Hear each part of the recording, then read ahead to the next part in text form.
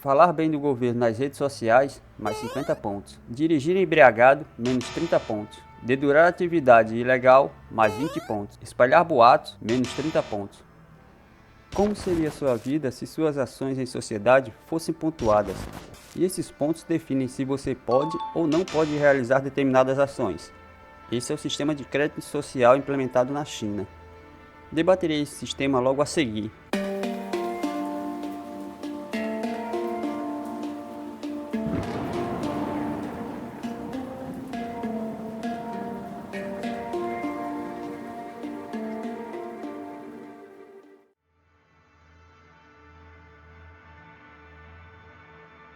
Em outubro de 2015, a União Americana pelas Liberdades Civis levantou preocupações sobre a China, ao relatar o desenvolvimento de um extenso sistema de pontuação social, similar a uma avaliação de crédito. A narrativa ressalta o controle social e o impacto na vida diária dos cidadãos chineses.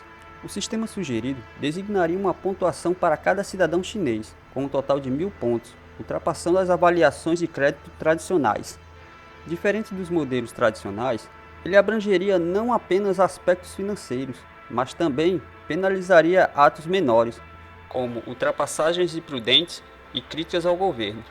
Um aspecto alarmante é a possibilidade de ser penalizado pelas ações de amigos e parentes. Um artigo da ACLU, uma entidade dos Estados Unidos, inicialmente focou na China, apontando uma ampla rede de monitoramento. Contudo, o autor, que não é especialista em assuntos chineses, mais tarde amenizou sua percepção, advertindo sobre abusos potenciais nos Estados Unidos. Essa alteração não deteve a propagação da narrativa alarmista. O efeito da ACLU foi marcante quando, 2 dias após a publicação original, a Computer World reeditou o artigo, chamando o sistema chinês de Orwelliano. O Popular Science, mesmo considerando que o sistema não era explicitamente distópico, expressou suas inquietações. A visão distópica se intensificou quando a Reason antecipou que as pontuações logo definiriam a vida dos cidadãos chineses, e o Popular Science advertiu que o sistema possuía todos os ingredientes para se tornar distópico a qualquer instante. Em menos de uma semana, o sistema de crédito social não só ganhou destaque na mídia, mas também formou um conjunto de evidências, com várias publicações endossando a mesma conclusão alarmante. A rápida disseminação da narrativa não se baseou em uma conspiração complexa ou desonestidade de autores individuais. Ao invés disso, as dinâmicas do mercado jornalístico do século XXI foram suficientes para criar uma história praticamente do zero. O fato de diversas fontes referirem-se ao mesmo relatório da ACLU, escrito por um leigo e focado na visão americana, não impediu a rápida circulação da narrativa. As frequentes e justificadas suspeitas dos Estados Unidos em relação ao governo chinês e sua tecnologia serviriam como um complemento. O sistema de crédito social, inicialmente voltado para a China, ganhou vida própria, sendo reportado pelo Financial Times, Economist, Fortune e muitas outras mídias. Toda essa história, que persiste há 8 anos, culminou em uma menção na Casa Branca, onde o vice-presidente à época, Mike Pence, o descreveu como um sistema orwelliano que controla virtualmente todos os aspectos da vida humana. Não é uma questão de censura, já que a eficácia do sistema de crédito social depende do conhecimento público sobre a sua existência.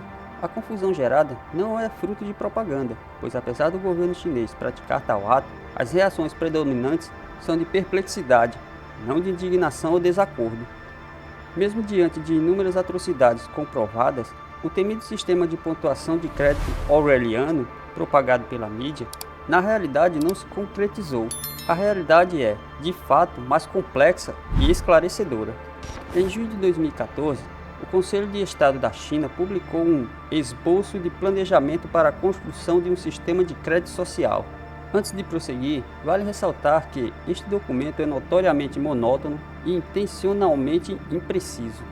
Carregado de jargões como fomentar a melhoria da governança corporativa, é notável como ele diz tão pouco com seus 16.000 caracteres chineses.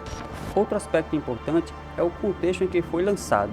Um mês antes, em maio de 2014, o mesmo governo declarou o que chamou de guerra ao terror contra o extremismo violento em Xinjiang.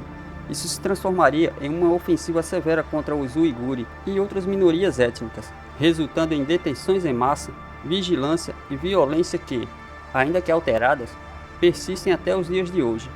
Portanto, era um período em que o mundo, justificadamente, aumentava seu ceticismo em relação ao governo chinês. E nesse cenário surgiu a ambígua e nova ideia de crédito social. A suspeita de um sistema de vigilância e controle onipresente persistia irrefutável.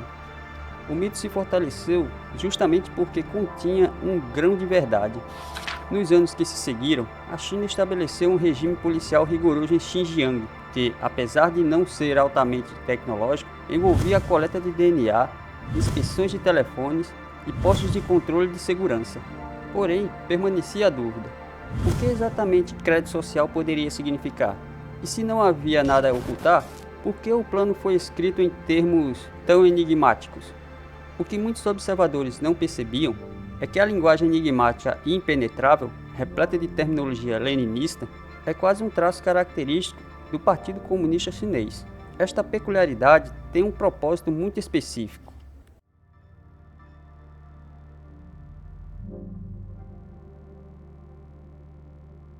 Os benefícios da autocracia para um autocrata são claros: poder absoluto e inquestionável. No entanto, esse poder absoluto vem uma responsabilidade igualmente absoluta. Não existe ninguém a quem culpar.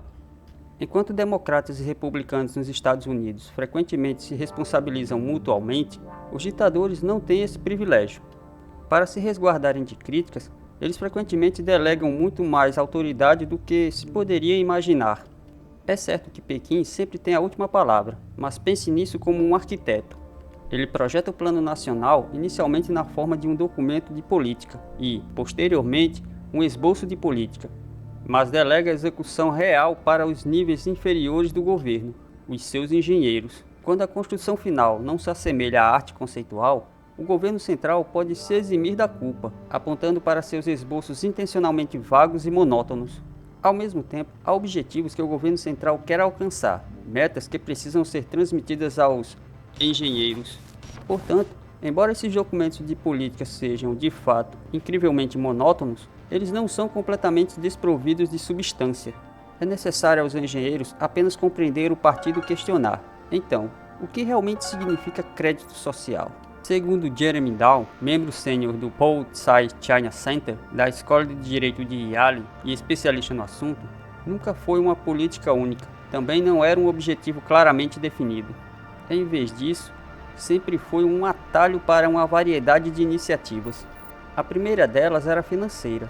Em resumo, os milhões nascidos antes da lei da política do filho único de 1980 estavam em seus anos mais produtivos durante o boom econômico chinês das décadas de 80, 90 e início dos anos 2000. Esse grande contingente de trabalhadores manteve baixos os custos de mão de obra, atraindo empresas estrangeiras que, por sua vez, reinvestiam seus lucros no país. À medida que a geração de trabalhadores chineses começavam a se aposentar, o custo da mão de obra na China aumentou, resultando em lucros menores e, consequentemente, em um declínio no investimento. Para compensar, o consumo precisava ser estimulado. Afinal, para manter o crescimento econômico, a China precisava incentivar o gasto. No entanto, naquele momento, somente uma fração da população possuía histórico de crédito. Sem acesso a bancos ou cartões de crédito, essas pessoas não tinham como obter empréstimos e, portanto, gastar em grande escala. Paralelamente, uma vasta parcela da população que não tinha acesso a serviços bancários tradicionais faziam uso diário de aplicativos chineses como WeChat e Alipay. Surgiu então a proposta: por que não utilizar esses dados para criar alternativas às pontuações de créditos convencionais? 8 empresas privadas foram escolhidas para desenvolver uma ideia em um projeto piloto. Dentre elas, a Sesame Credit se destacou, oferecendo um serviço opcional que ofereceria a seus usuários uma pontuação numérica de 3 dígitos. O segundo e principal objetivo do crédito social era fomentar a confiança. De forma irônica, enquanto observadores internacionais percebiam a China como um estado policial altamente controlado, muitos cidadãos chineses viam seu país como uma espécie de velho oeste, selvagem, desregulado e sem consequências palpáveis. Um exemplo marcante ocorreu em 2008, quando uma empresa foi flagrada adicionando substâncias químicas nocivas ao leite designado ao público infantil, afetando a saúde de milhares de crianças. Escândalos desse tipo deixaram marcas profundas na sociedade. Até hoje, alguns pais ainda desconfiam do leite produzido na China. Além disso, a corrupção, que antes era vista como um mal necessário para o rápido desenvolvimento econômico, alcançou um nível insustentável. O Partido Comunista começava a perder o controle sobre seus membros, e o público estava tomando consciência disso. Relatos de funcionários públicos dirigindo carros de luxo, apesar de seus salários oficiais modestos, chamavam a atenção demais. Para o partido, esses problemas estavam interligados. A contaminação do leite, a corrupção, tudo isso refletia uma crise de valores morais. Uma das consequências era a erosão da confiança na sociedade chinesa. A resposta do governo foi a criação do que chamaram, de uma forma tipicamente vaga, de uma sociedade de reputação. Era como se o arquiteto entregasse ao engenheiro um problema mal definido, dizendo: aqui está, agora resolva. Os resultados foram tão variados e caóticos quanto se poderia esperar. O que um administrador local deveria fazer com essas diretrizes? Isso permanecia incerto, e era exatamente esse o ponto. Dezenas de cidades na China apressaram-se em estabelecer seus próprios sistemas de crédito social de reputação, cada um com suas próprias regras e incentivos. Uma cidade, por exemplo, anunciou que reduziria 3 pontos para cada 5 cigarros fumados e acrescentaria 5 pontos para cada 15 mil passos caminhados. Não houve justificativa para a escolha dos números, nem explicação de como seriam implementados, mas isso era irrelevante. A reação do público foi tão intensa que a proposta foi descartada. Curiosamente, uma cidade propôs penalidades para dirigir embriagado e incentivos para trabalhos voluntários, mas acabou tornando o sistema facultativo. Outra cidade atribuiu notas de A a D aos cidadãos, mas a comparação com a ocupação japonesa na China levou ao seu silencioso abandono. As iniciativas eram bizarras e inviáveis. Naturalmente, o governo central ficou profundamente insatisfeito. A realidade não correspondia ao plano. Talvez Pequim tenha subestimado a reação do público e viu a chance de intervir e salvar o país dos engenheiros desastrosos.